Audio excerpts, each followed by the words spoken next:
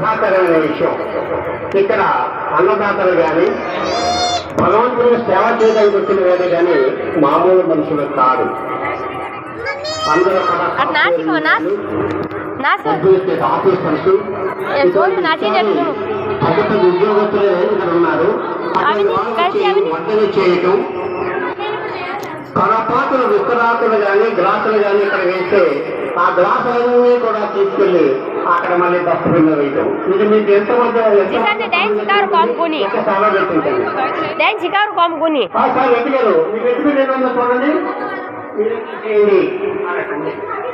ఎందుకంటే ఇటువంటి చెప్పుకోవాల్సి వస్తే నేను చాలా చెప్పగలను. నేను ఎక్కువ టైం తీసుకోవటం లేదు.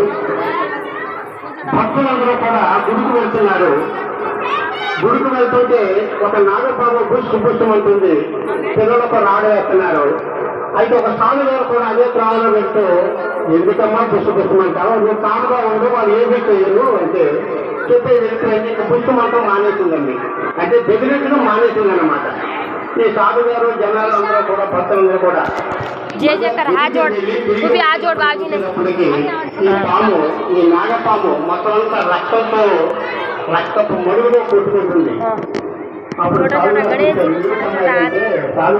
చెప్పారు కదా, ఏమీ చేయొద్దు, బొట్టుకోవద్దు, బెదిరించొద్దన్నారు.